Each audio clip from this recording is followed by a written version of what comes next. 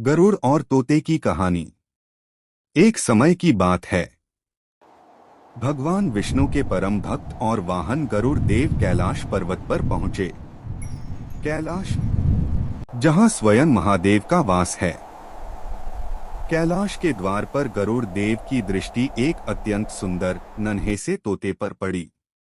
कुछ कथाओं में यह तोता नहीं बल्कि गौरैया या कोई अन्य पक्षी बताया गया है। वह पक्षी अत्यंत शांत था, जैसे उसे किसी भय का ज्ञान ही न हो। उसी क्षण वहां से यमराज गुजर रहे थे।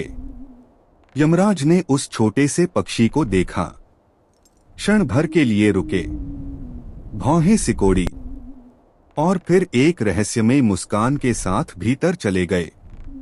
यमराज की वह मुस्कान गरुड़ देव के हृदय को विचलित कर गई। उन्हें लगा, निश्चय ही इस नन्हे प्राणी का अंत समीप है। गरुड़ देव करुणा से भर उठे। उन्होंने सोचा, यदि मैं इसे यहाँ से दूर ले जाऊं, तो शायद इसका जीवन बच जाए। उन्होंने उस पक्षी को अपने पंजों में सुरक्षित लिया और हजारों मील दूर एक निर्जन पर्वत की गुफा में छोड़ आए, जहाँ कोई जीव, कोई खतरा नहीं था। ऐसा उन्हें लगा। पक्षी को सुरक्षित छोड़कर गरुड़ देव पुनः कैलाश पर्वत लौट आए। जब यमराज बाहर आए तो गरुड़ देव ने विनम्रता से पूछा, प्रभु, आप उस पक्षी को देखकर क्यों मुस्कुराए थे?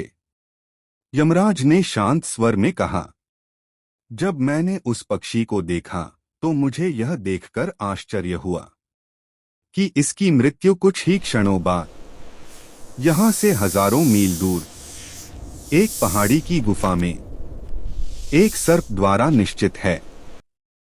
मैं सोच रहा था, यह छोटा सा पक्षी वहां तक पहुंचेगा कैसे?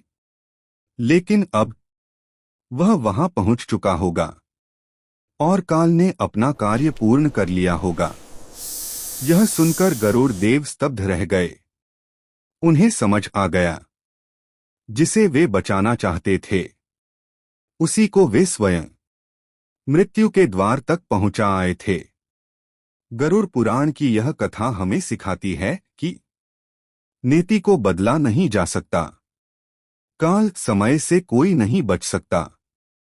जो होना निश्चित है, उसके साधन भी स्वयं बन जाते हैं।